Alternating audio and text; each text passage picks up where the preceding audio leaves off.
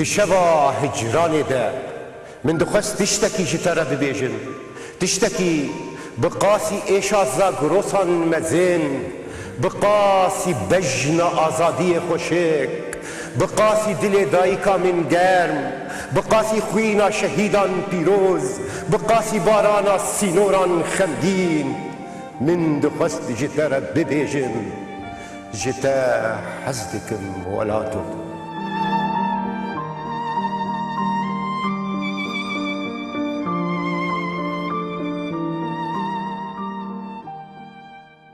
دماغ خوش ببینرین هجا شبا هجرانی دیساجی برنامه کدنو دیساجی ام بهورن و دیساجی ام الهبدو گهداری بکن از و میوانی خواه دیساجی آلیه کدن آلیه هلبسته آلیه پیوه و شیه و دربرینی دیساجی رنگ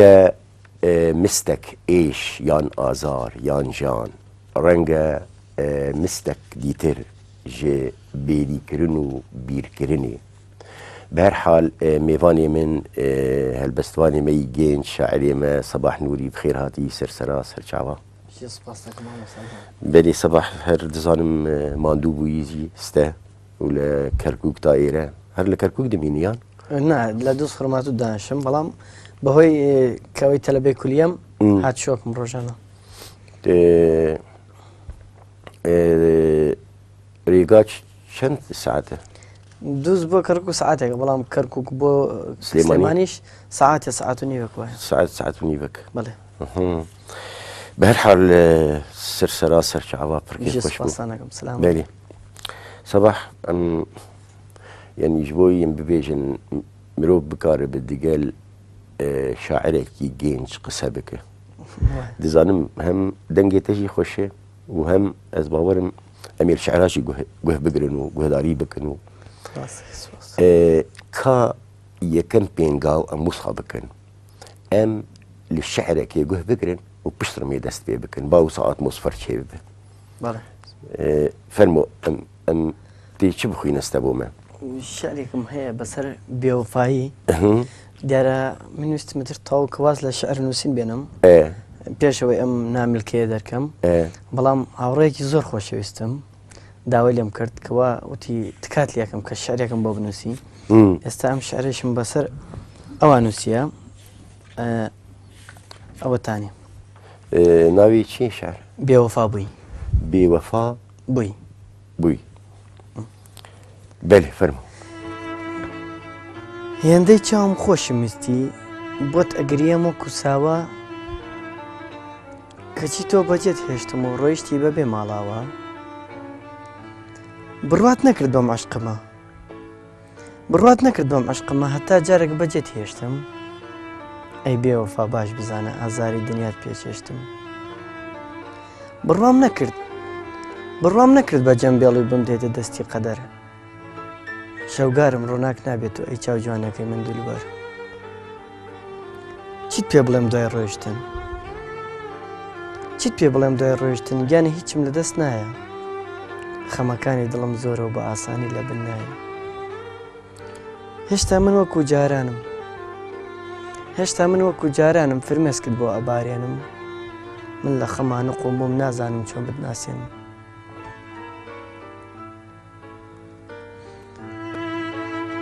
زۆر حەزم کرد هێلانەیەک دروست بکەم شەوگار ڕۆژی داگیر ئەکرد من دەست لە مەلی تۆ بکەم گۆرانی عشقت بۆ بڵێم تۆش ساواکەت بخەوێنی لێوت لەسەر لێوم بنێ هەتا جەستەم بیستەزێنی بێسوود بوشین و گریانم چونکە تۆ لە من دابڕای پێناسەی بێوەفایت کردە تا ڕۆژێک مارە بڕای ئێستا ماڵم تەنها و چۆڵە کەسێک نییە بۆ سەبوریم تەنها خەمە هاوڕێ من جارجارەدا دڵنەوایی چاوەکەم به هر حال دست خوش يعني ستا اگر برسك وصا گێنجێک بەڵێ جوانێک لە پێنگاوی سەرەتایی ژیان بەڵێ و بەو ئازار و ئێش دەست پێ ژیانی بکە ئەو چۆن دەبێ ژیانی من پڕە لە خەم و مەینەت، بەڵام بە ڕوخساری خۆم بە پێکەنینەکەم وام کردووە کە ئەو خەم و مەینەتیە بسڕمەوە. هیچ کات یعنی هەست بەو ئازارانە نەکەم، نەهێڵم دەرکەوێت بۆ بەرامبەرەکەم. وا خۆم نیشانەدەم کە من هیچ ئازارێکم نییە، بەڵام هەمە کەس بە ئازار نییە لە خاکی کوردستانە. کەسێک نییە بڵێ من ئازارم نییە. و بە تایبەتی شارەکەی من کەوا دواسنووری کوردستانە، هەموو کاتێک شەڕ و ئاژاوە گێڕی و هەموو شتەکان تێدا ڕۆدا، هێشتان باشین، ئەتوانین شعر بنووسین، ئەتوانین هەموو شتەکان بکەین. یعنی لە چاوقایمی خۆمانە، کورد چاوقایمە، ئەتوانێ شتانە پێشکەشکات. و خوێندناتە لە کەرکووک یان خوێندن؟ بەڵێ لە کۆلێژی پەروەردەی وەرزش دووەم ساڵمە. ئەو چەند ساڵە و گشتی؟ خۆی 4 ساڵە، من دووەم ساڵمە، 2 ساڵی دیکەم ماوە. ئەوە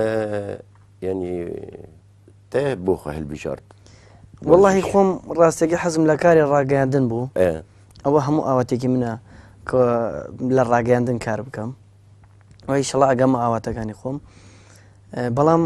ئەتر زروف وایە کرد. لە عێراقا بە پێی پلەکەتە،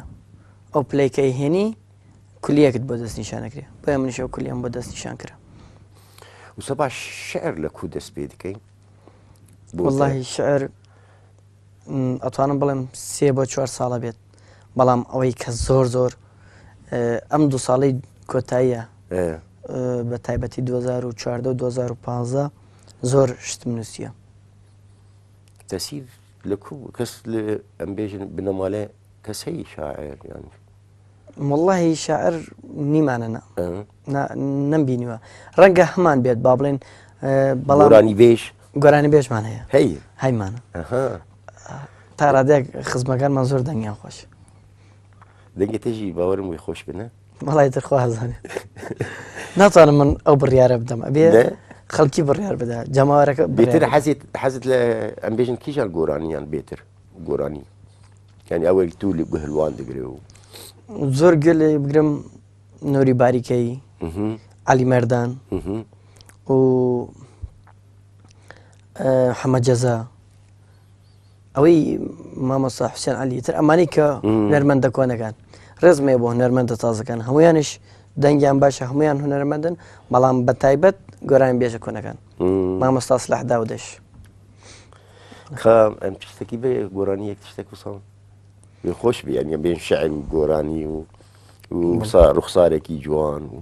سپاس فەرموو.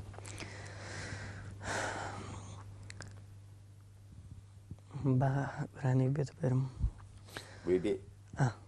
چمە لای خومچی جامێ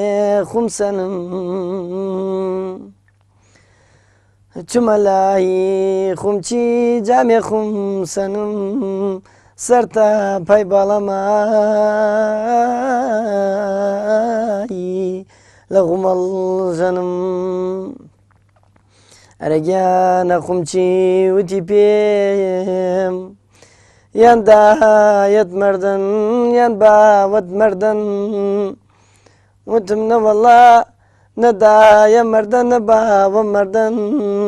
تەنا لەیلێکم بی ئەویشی کردن. ئای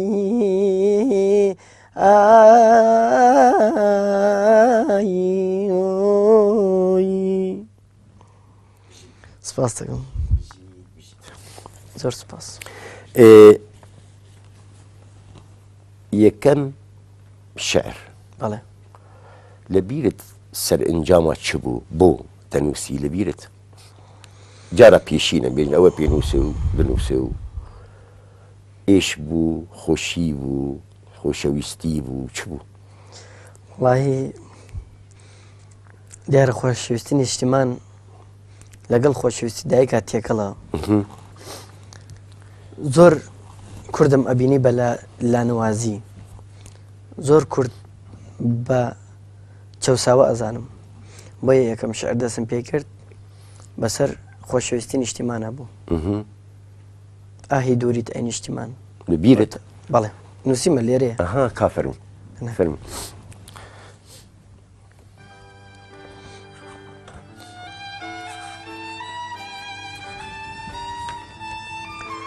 ئاهی دووریت ئەی نیشتیمان ئەی کوردینە باش بزانن گەڕک بە گەڕک شار بە شاری ئەم وڵاتە بەردەکەی زێڕە خۆڵەکەی گەوهرە خاکەکەی ئەڵمازە ئەی کوردستان زۆر پەرۆشی سەرچاوی کانیاوەکانتم ئەی کوردستان زۆر پەرۆشی شاخ و سەوزایی و دار و باخەکانتم لە دووری تۆ ئێستا فێری نیشتیمان پەرستی بووم لە دووری تۆ ئێستا زانم خاک و نیشتیمان چەند بەرنرخە ئای لەو ڕۆژانەی ئای لەو ڕۆژانەی کەوا لە ناو شار و دێهاتەکانی گەرمیاندا پیاسەم دەکرد بەڵام ئێستا هەناسەی سرد هەڵ ئەمژم و نەسیمی کوردستانی من بە من ناگە هیوادارم بگەڕێمەوە وەکو دایکێکی دڵسوتا و جارێکی تر لە باوشی خۆتە حەشارم دەیت هیوادارم بگەڕێمەوە جارێکی تر لە باوشی خۆتە حەشارم دێت و نەهێڵی دەستی دوژمن بە ڕوحم بگات چای حەمرین تۆ ئەو چیایی کە نایەڵی شەوانی زستان سەرمان بێ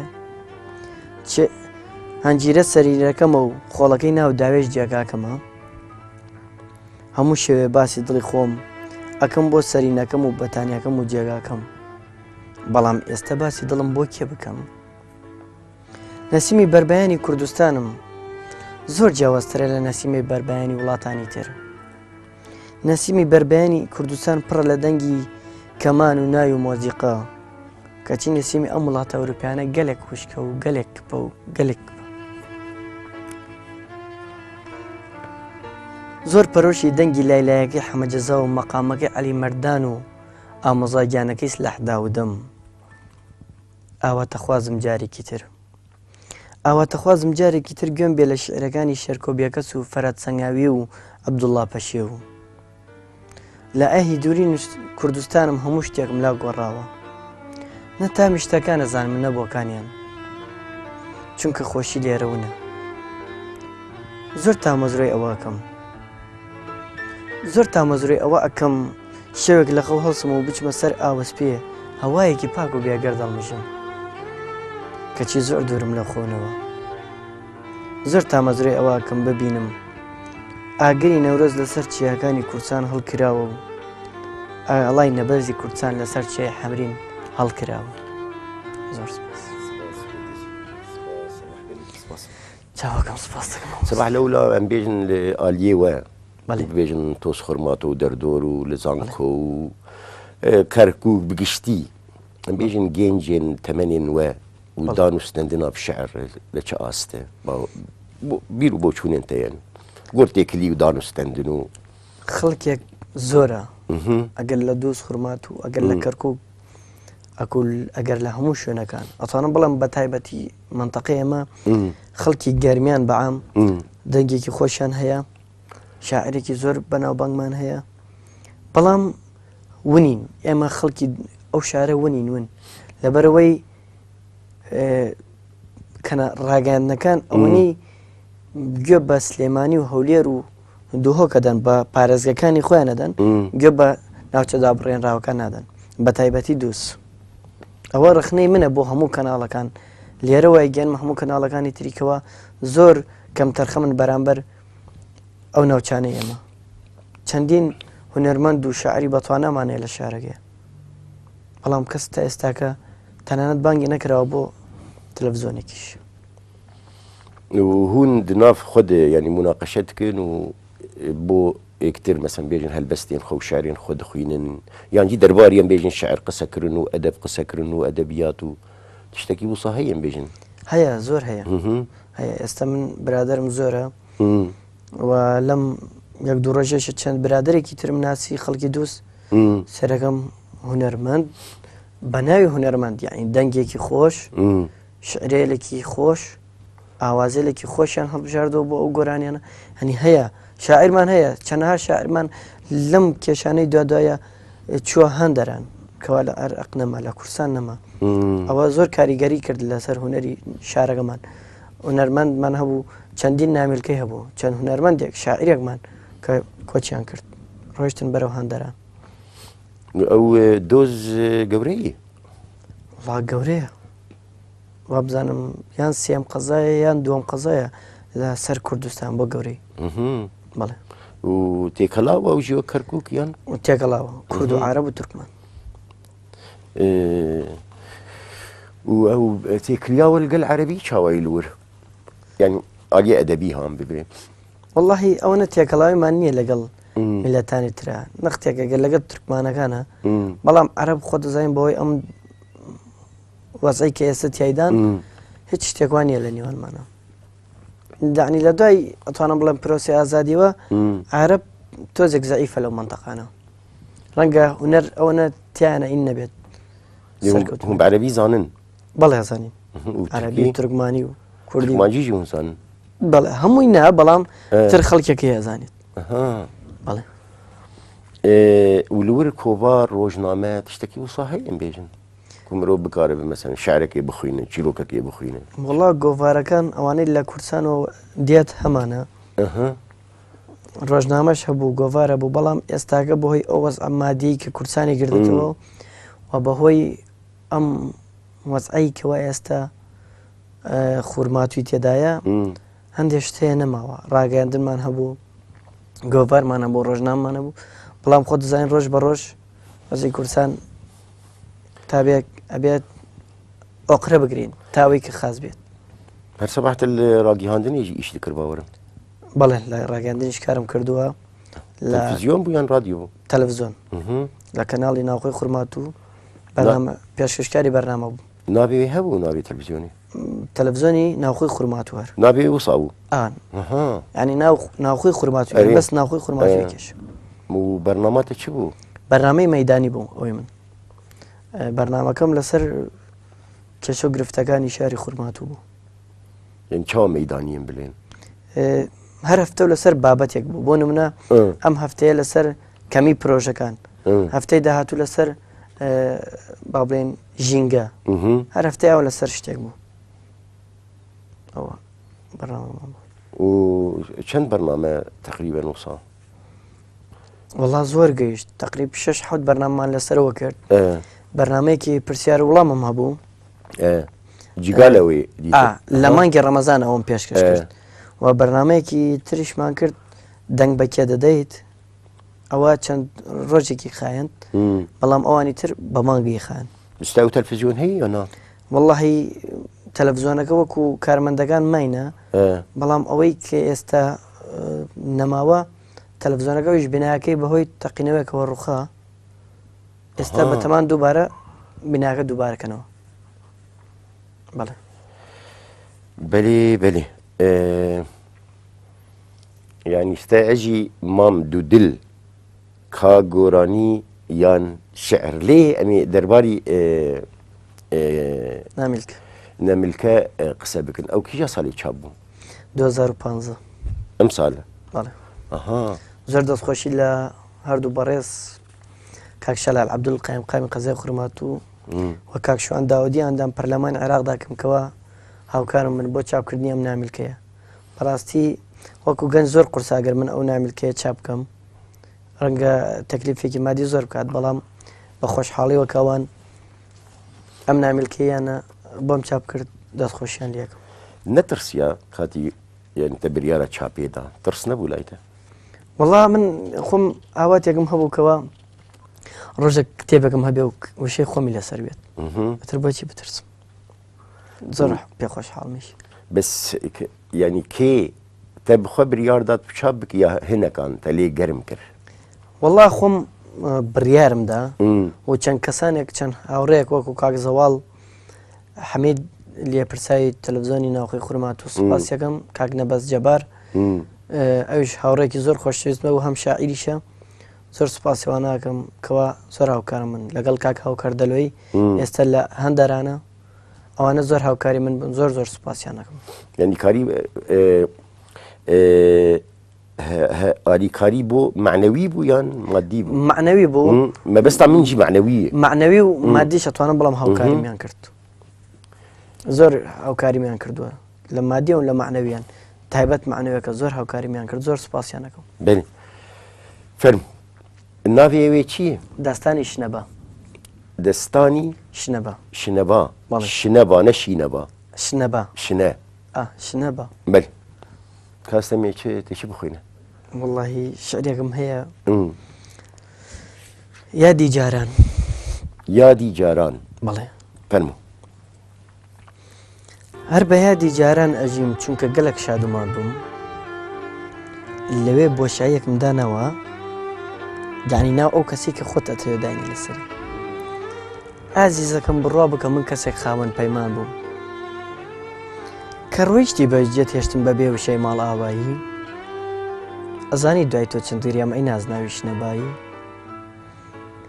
بەخۆم وتم زۆر بێوەفام بەخۆم وتم زۆر بێوەفام چونکە دڵی تۆم شکانە نەمزانی تۆ بەجێم دێڵی و ناو نیشانت دابڕانە بگەڕێەوە بۆ ناو دڵم بگەڕێەوە بۆ ناو دڵم ئێستەش هەروەکو جارانی چۆن بەرگەی دابڕانەگریت ئازیز بێ من چۆن نەتوانم کێڵقی کردە پەنجە تو کێوتی من تۆم خۆشەوێ بڕوا بکە درۆ ئەکاتیان دەی من عاشقت نابێ تکە ئەەکەم بگەڕێەوە تکە ئەەکەم بگەڕێەوە با هێلانەیەک دروست بکەین خەمی دنیا لەبیر بکەین ژیانی خۆش دروست بکەین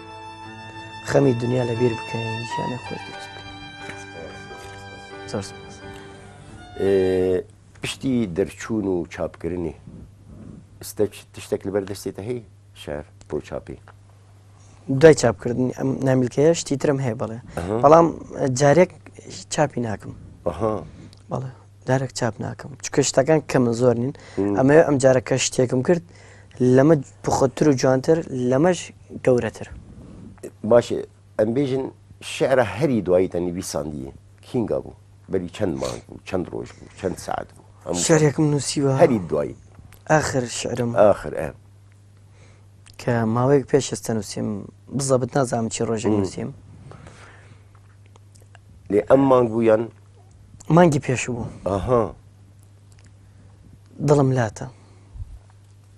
ئەوە هەری داوی بوو کۆپلەیەکی هەموویم لەبەر نییە بەڵام کۆپلەیەکی فەرموو ئەڵێ گەر ڕاگەاندکاری هەموو دنیا بم گەر خاوەن خەڵات و ئۆسکار بم ئەبەد من پێ دڵخۆش نابم گەر دوور لە چاوی لەیلا بم. ئەوە هەری دوایی هەری دوایە بەڵام دو کۆپلەکەی دوایم لەبەر ڕاستەکەی یعنی هەر بەردەوامە نووسینە شعر بەردامم و کاری شانۆگەری شەکەم شانۆگەریجی بەڵێ ینی وەکو دەرهێنەر و وەکو کارکتەریش خۆم کارەکەم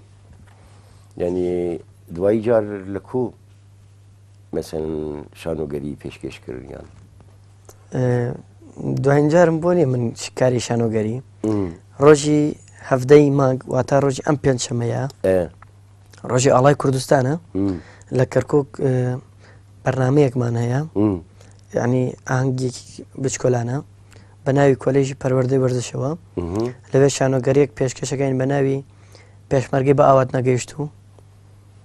لە سینیارۆ دەرهێنانی خۆمە و چەند کارکتەرێکی ئەندامانی باوڵێن خوێنکاری کۆلیژی پەروەردەی وەرزشن و کەسێکی تریانیش کە هاوڕێ خۆمە و ئەویش خوێنکاری کۆلیژی پەروەردەی جوگرافیایە لەسەر ئەوەیەکین کە پێشمەرگەیەک ئەچێتە داوای ژن لە مامی ژنی پێناداڵێ من چۆن ژن بدەمە کەسێک کە سێ مانگ جارێ مەعاش وەرگرێ تردایەوە کە ئەمرێ و لە کۆتاییدا شعرێکی خۆمە نووسیمە لەسەر دایک پێشمەرگە بە دەنگی ئەو ئافرەتە بە پلەیباک ئەخینە سەری کەەوە بەشداری کردو. ڕۆڵاتە چییە لەوەر؟ ڕۆڵی پێشمەرگەکە بینم. بەڵێ بەێ ینی ئەوەیە چەندی مانگە؟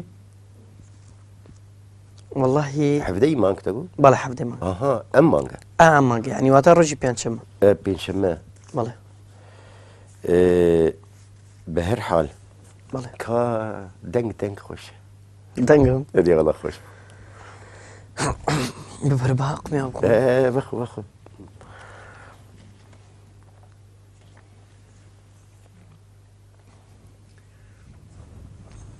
گۆرانیەک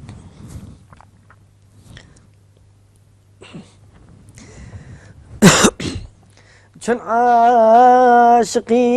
کەسێکە بیکە نەناسی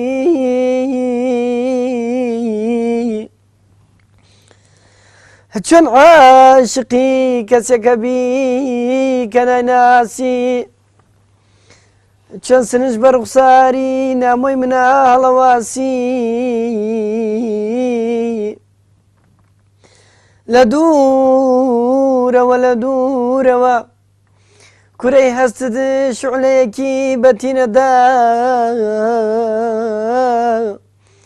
بە چاوی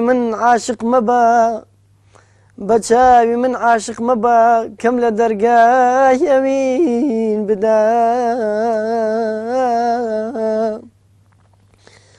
لێت نەپرسیم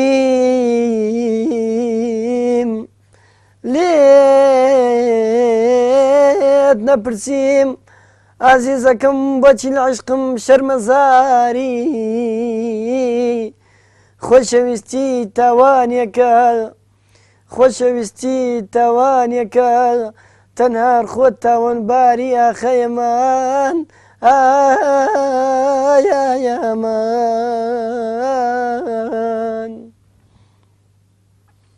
بیشت سپاس بیشت سەباح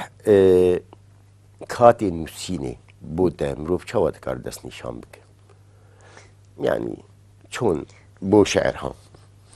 شەبێ ڕۆژێ خەمگینێ کێفخۆشێ شکستیە یعنی هەن دڵێن و ئەگەر نەخەمگین بم و نکارم بنووسم نەتوانم بنووسم ڕاستە زۆر جار کە خەمگین بێتوانی شعر بنووسی بەڵام من زۆر جار بەڕێگەوە شعرم بۆ دی بەڵام چیەکەم کاتێک بۆم دێ لە بەریەکەم دوای کە چوومەوە ئەینووسم یان زۆر جار شەوان کاچمە سەرسەرینەکەم شعرێکم بۆ دێ یەکسەر لاپتۆپەکەم دەرەکەم یان پێنووس وەرەقە ئەینووسم و دوای ئەوە دووبارە پێچمەوە مەسەن یەک دووجارە ترێ خوێنمەوە پێچمەوە کە زانیم کەلیمەیەک شتێکی هەڵەیە ئەیگۆڕم خاسێکم و خوێندنا شعر چۆنە خوێندن زۆر مەعجب شعرەکانی دلێر محەممەدم و مامۆسای گەورە قانە یعنی کلاسیکیشی خوێنە هەمووی کلاسیکە خوێنم و ڕۆمانتیکە خوێنم هەموو شعرەکان بەڵام بە تایبەتی زۆر گوێ لە شعری دلێر محەممەد دەگرم شعرەکانی ئەحمەد محەممەد کە بە دەنگی باستی حەمە غەریب و شاعرێکی تریش هەیە لە چەمچەماڵ ناخۆشیە ڕاستەکەی نایم لە بیر چووە ئەوی شعرەکانی زۆر خۆشە ئەنی شاعرە تازەکان بە تایبەتی ئەوانەی کە ئێستا سەردەبن ئەو ئەم بێژن جیلێوە بگشتی کلاسیک دەخوێنن یانە گۆری وەڵام مەرج نییە هەمووی کلاسیک بێت یعنی مەبەستم خوێندن ئەم بێژن کتێب کڕین و ئەم بێژن هەوڵدانا خوێندنێ و بزانێ بن کاب ئەو پاشخانە چۆنێ وەڵام من وەکو خۆم هەموو کتێبەکە خوێنمەوە مەرج نییە تەنها با بڵێن کلاسیک بێت ڕەنگە ئەدەبیاتی تری نامە بەستم هەرتێکلی بە کلاسیک ڕهەی یان نییە زۆر ینی بۆ وایان بێژن بۆ جیلێوە بۆ جوان ئەوەی زۆر ئەمڕۆ ئەوەی زۆر باوە ناو خەڵکە شعری کلاسیکە شعری کلاسیک زۆر باوە و زۆر لە گۆرانیجی تێگوتن و بەڵێ ئەم شعرانە زۆر باوە و خەڵک زۆرتر ئەم شعرانە خوێنێت بەێ فەرمو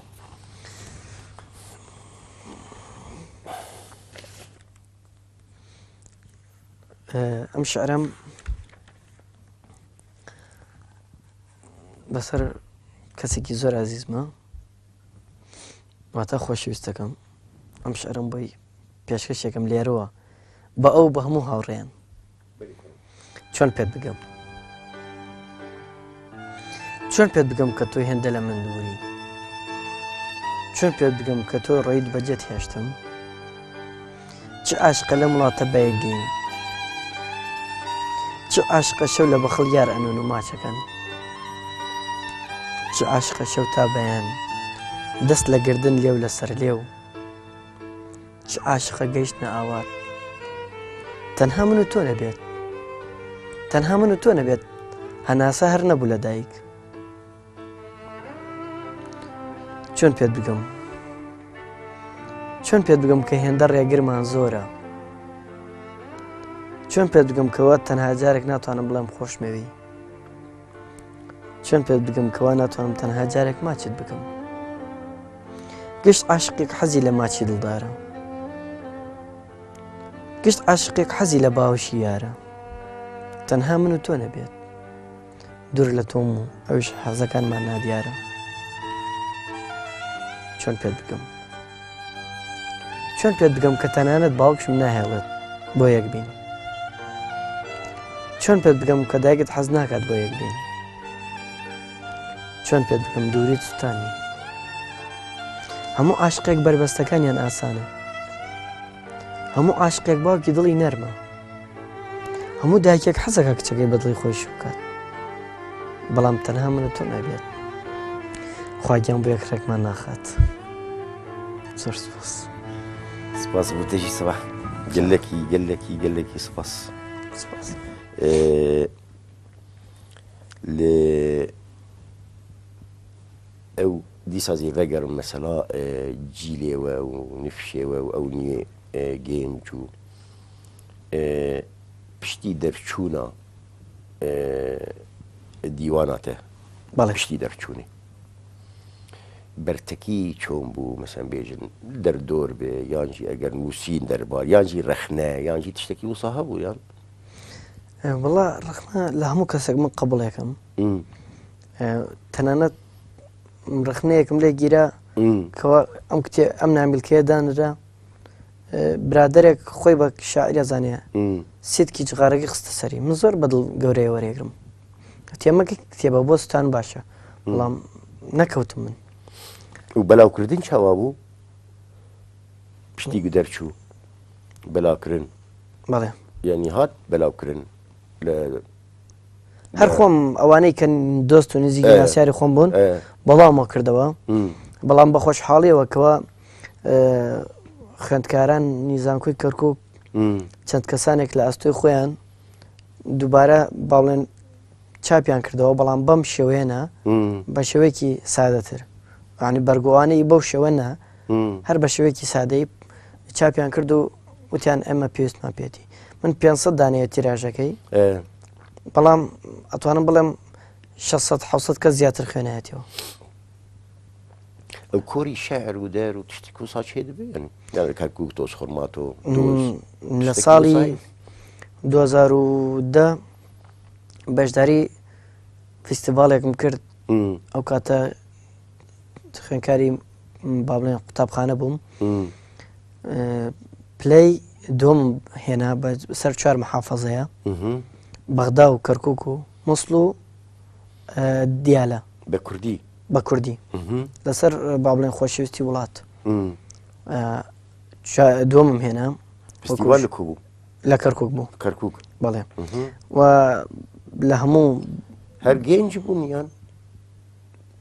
وەکو تەلەبە تەلەبە بوون تەلەبە ئۆکێ چالاکی خوێندنگاکان بوو بەڵام وەکو با بڵێن زۆر فستیڤاڵی تریش بەشداریم کردووە و زۆر با بڵێن بۆنە و ئاهەنگەکان و یاخود یادەکان بەشداری شعرم کردووە ئەو شارە پلەی دووەمین وەرگرت لێرە هەیە یانا وەڵڵاهی لێرە نییە ناوەڵە دەبیرت نییە بەخوا لەسەر عێراق نووسیم لەسەر خۆشەویستی عێراق ئەو کاتە با بڵێن ئەوانەی وا لەگەڵمان بوون زۆریان تورکمان بوون و مامۆستاکانی شوتیان ئەگەر ئەتەوەی یەکەم بێنی تۆ لە ئەدای پێشکەشکردنا باشی بەڵام شعرێک بنووسن لەسەر خۆشەویستی وڵاتەکەت بێت بۆ ئەوەی کە زیاتر ئەو مامۆستانە زیاتر ئیحتیمام بدەنە لایەنی وەتانی نەک لایەنی تایفەگەری یاخود لایەنێکی خۆشویستی زیاتر وەتانی ببە ترمێشە شعر منووسی ڕاستەکەی و ئەم بێ تێکریاوە چاواییم بێژن بوان ڕێ ئەوەی کون و سەرن مەبەستا منها ئەوەی عەرەب و تورکمان یعنی بتایبەتیژی ئەو جیلێوە و ئەم ببێژن تێکلی هەیە وەکو یعنی وەژن لە زانکۆیێ دانستەندن شعر خوێندن هەبدوو گوهداری کردن وەڵاهی ئەوە زۆر کەمە کەمنە چونکە حاڵی حازر خەڵکی ئەو منتەقانە زۆر خەریکی ئەم ئیش و کەسابەتن و جێگایەکی ئەوێ نییە کە بچن تێدا دانیشن نازانم بۆ کەرکک ڕەنگە من کەرکک ئاگدار نەبم ناتوانم بڕێ لەسەر کەرکک بدەم بەڵام وەکو دووست قورمات و جێگایەکی وامانە نییە خەڵکێک بڕات مناقەش بکە بەڵام زۆر جار لە ماڵەوە یاخود برادر بۆ لای برادر ئەوە هەیە مەسەن بەڵام تێکەڵاو نییە قەومیەت ئەمڕۆ نەختێ لە شار خورمات و قەومیەتەکان جیاو بوون لێک مثلەن تورک نەختی لەگەڵ کووردا بینیان خۆش نییە حاڵی ئێستادا و لە هەمان شێوەدا عەرەبیش یانی وەکو ئەتوانم بڵێم نیوەوە نیوە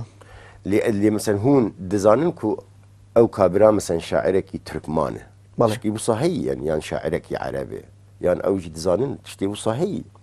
یان وەڵا ئەزانین مەس بۆ نمونە ئێستا ڕەنگە خەڵکێک زۆر لە تورکمانەکان بزان کە من شاعرێکی کوردم ئێمەش زانین کە چەند کەسێک هەیە تورکمان ئەوە مەبەستا من ئەو کەسانانە ئەوە تێکلی هەی نابووە دانوستەندن و هەیە یعنی ئەوەی مەبەستا من ئەو کەسێن کو جوانن و گەنجن و بێژن وەڵا هەیە بەڵام ڕاستێک لێ زانکۆی نە تێکەڵاون یان تێکڵاوین بڵێ تێکڵاون نە بەڵێ یعنی لور تێکلی چاوایی تێناگەم لور لێ زانکۆی بخوا بەڵێ ئەوە دانوستەندن چۆن لە چه ئاستێ وەڵی دانوستاندن ئەوە خوێنەرن و قوتابین و زانکۆکەی ئێمە وەکو زانکۆی وەرزش زۆرجار وانەکانی ئێمە عملیە با بڵێن نەظەری نییە وەتا خوێندنەوە نیە زۆر جار عملیە لە ساحەیە یەکەگرین یاخود جارێک ساح و مەیدانە یاخود سەلەیە زۆر جار ئەوە مەجای ئەوەت نابێت لە ناو کولیەکەیە بڕیت ئینە بکەیت با بڵێن مناقەشەیە یاخود شتێ بکەیت و کاتی ڕاستەکەش نیو سەعاتە ڕەنگە بەشی ئەوە نەکات تا ئیسراحەت تێکیت ئاوێکە خۆیان چایەکە خۆیت ئەچتە محازڕەی دوای ئەوە بەڵام سنتەرێکی گەنجانەیە لەوێ لە کەرکک نزیکە لە کولەکەمانەوە ئەوێ بە سوپاسەوە کەوا ڕێگادەنە هەموو کەسێک بەشی مۆزیقیانەیە بەشی وێنەیانەیە بەشی زۆر بەشتریانەیە سنتەر نەبوو کوردایی بۆ هەموو لایەنەکە بە تایبەتی من ئێستا خۆم خەریکم لەگەڵ ئەو بەڕێوەبەرەیە ڕێککەوین کە گرروپێکی هەڵپەرکێدا بمەزرێنین و ماوەی چەند ساڵێک لە گرروپی هەڵپەرکێش کار دەکەم لەگەڵ هونەرە تێکەڵم بەڵام تا ئێستا هەنەر لەگەڵ منە تێکەڵ نییە لێ ئەم ببێن یعنی ئەم بێژن شانۆ و ستاهل پەرکێن و شعر و گۆرانی ینی ئەوە ئێستا جارجارە هەر خۆ پرسێ ئێستا لە کومی ینی داوی دوایی ینی مسابلین ئەو خەوناتە چی ینی شاعرێکێ شانۆگەرێکێ جارجارات وێ پرسێ بۆ خۆتکە یانەوە ئەو پرسە زۆر جار لە خۆمەکەم ئەڵەم یا خۆت باشترین ڕاگەیاندکار بم کەوا ڕاگەیاندکار بم ینی بەرنمەیەکم هەبێ یاخود شتێک بەدەستمەوە بێ لە بەرنمەیەەکە بە تایبەتی هونەریەکان نەکو و سیاسیەکان زۆر ئاواتمەوە بوومەوە و دەرهێنەری وەکو باهمەنی قوبادی و شوان عەتووفوانە زۆر حەزەکەم کاری دەرهێنەری سینەما و شانۆگەری ئەوانە گرنگ نییە یعنی ئەو دوو شتە ئاواتی منە بەڵێ تشتێک وسا یعنی ئەو تەسیرە مەسەن ئەو بەرنمەیە یا تەلڤیزیۆنی ژوور تێ باوەرم چونکیتە چەند بەرنامێکی چێکردن و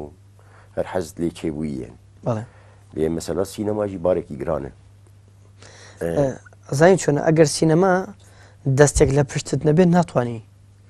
ئەبێ ئێستا دۆمەڵان نەزانم ئێوە دۆمەڵان نەزانی چییە کاتێک ئەگەڕی ئەبێ بەدوای کانەکەیە بگەڕی مەسەن بزان لەکوێ ئەیە کانێکی دۆمەڵان بۆی هەمووی دەربێنی وەکو کاری سینەمایی ئەبێ بەدوای کانەکەیە بگەڕی ئەبێ کەسێکی زۆر جلهێز لە پشتەوە پاڵت بنێت بۆی کە بتانی کارەکان بەردەوام بیت و زۆر جارمە بینم ئەگەر تۆ فستیڤالێکی شانۆگەری یاخود سینەمای بکەیت لە وڵاتەیە ڕەنگە خۆبەخش بێ بەڵام لە وڵاتانی تر پێچوانەوە بەرامبەر نییە ڕەنگە ناتوانێت ئەو شتە تاڕادێ بە هەر حال یانیان بێژن کات هینا ینی توی بخوا گەنجی و وەخت هەوڵی بۆ دەم ژیان هەمووی هەوڵدانە یعنی ئەوژی دەرفەتێکی یانی دکارم بێژن بشێوەیەکی شێوەیان هەم مرۆڤ ئەگەر هەوڵ بدی ینی بەجددی و بە ڤیان و ئیرادە یان تشتێکی زۆر بێژن مستحیل وسا ببێژن شتێک نییە مستحیل بێ هەوڵی بۆ مرۆڤ دکارە فەرموو ئەوە باوەرم شعرا هەری داویە لە گۆر وەخت ینی سێ چهار دقیقە مامانی مشعرێکی گوداری بکەن باش شعرەکەش تەواو بەس بێت دوو قسەی خۆشمان نەکرد هەر بەدای شعرا گەڕاین خۆش بووە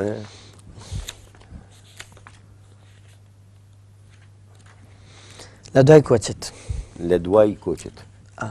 بەل لە دوای کۆچت ئازیزەکەم من کەسێکی لانەوازم بۆ کوێ بڕۆم لە هەر کوێ بم من بە تۆ سەرفرازم خۆزگا بەر لە کۆچکردنت خواحافیزیت لێم کردایە نەک هەر ڕۆژێکم لە ژیان ئاواتم مردن بووایە کە ڕۆیت و بەجێت هێشتم ئازیز بەبێ ماڵاوایی هەزار خۆزگا لەگەڵ کۆچت هەزار خۆزگا لەگەڵ کۆچی تۆ منیش مردنم بدیایی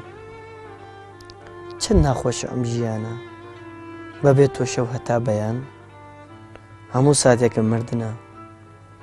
هەموو ساتێکە مردنە چونکە تۆ زۆر لە من دووری خۆزگە ئەخوازم بگەم بە تۆ خۆزگە ئەخوازم بگەم بە تۆ بەبێ مەجبوری پێنووسەکەم ڕناوەستێ پێنووسەکەم ڕناوەستێ و هەر هۆنراوت بۆ ئەنووسیە ئەویش وەک من خۆشی ئەوەی ناتوانێت قەت لێ جیاوە بێ دوعاکەم پێت ئاشنا بم دوعاکەم پێت ئاشنا بم لە ژیانی ئەو دنیاکەم پێکەوە بین لە بەهشتا گەمە بکەین ئازیزەکەم گەمە بکەین ئازیزەکەم سپاس ئەوە کام ساڵ نووسی وەڵی ئەم شیانە لە دوای کۆچی برادێکی زۆر ئەزیزم کاکە داستان لێرەوە زۆر سڵاو ڕزمە بۆ بنە ماڵەکەی و تاکە هاوڕێی من کە لەو سەردەمەیە کە زۆر خۆشەویست بوو لە دڵما ئەو بوو کەوا کۆچی کردوای کۆچی ئەوم نووسی هەر لە تۆس خوڕماتەوە بەڵێ و ئێستش خاوەنی چەند هاوڕێیەکی دڵسۆزم کاکە هوشیار کاک محەممەد کاکە شەپۆل کاکە عەبدوڵڵا هەموو هاوڕەکانم لێرە سڵاو ڕێزمێ بۆ هەمویان سەرسەرێم سەرچاوە بە هەر حاڵ چاوەکەم سەباح سپاس بۆ هاتناتە چاوەکەم سپاس هەر چەندی ماندوو بووژ لێ دیساژی خۆش بۆ ببێژن چاوەکەم سپاس هەم گۆرانی و هەمکی ڕاست شعر و ینی مەبەستی هەر تەجروبەیە ئەو تەجروبەیە وایە ئینسانە یعنی هەر یەک و تەجروبەیە خۆ لێ دلت هەیە تشتێکی وسا کۆپلەیەک گۆرانیەک وسا گوب دلێتە بها یان دخوازم وسا داویاوێ بدەنگێتە دوایی بەرنامە هەر بە یادی جارانەژیم هەر بە یادی جارانەژیم چونکە گەلێک شادومانم بڕوا بکە ئازیزەکەم بڕوا بکە ئازیزەکەم من کەسێک خاوەن پەیمانم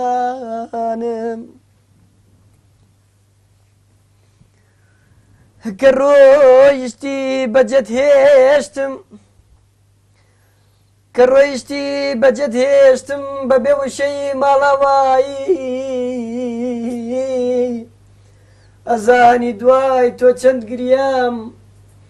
ئەزانی دوای تۆ چەند گریام ئەی نازناوی شنەبایی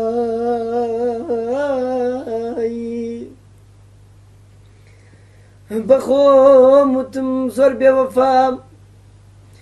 بەخۆم وتم زۆر بێوەفام چونکە دڵی تۆم شکانە نەمزانی تۆ بەجەم دێڵی نەمزانی تۆ بەجەم دێڵی و ناو نیشانتدا بڕانە بژیت سپاس بژیت بە هەر حاڵ بینەر و تەماشەوانین هێژا سپاس ji bo we hem bi navê xwe û hem bi navê şairê me yî gênc û ciwan Sabah Nûrî spasiyek pir germ bo we bo temaşekirin û guhdarîkirina we heta nîcarek din em hevdû bînin em her du jî xatirê xwe ji we dixwazin hûn di xêr û xweşiyê dermînin şev xweş.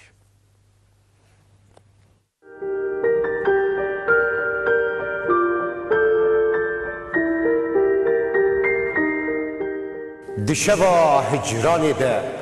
min dixwest tiştekî ji te re bibêjim tiştekî bi qasî êşa zagirosan mezin bi qasî bejna azadiyê xweşik bi qasî dilê dayîka min germ bi qasî xwîna şehîdan pîroz bi qasî barana sînoran xemgîn min dixwest ji te re bibêjim ji te hez dikim welato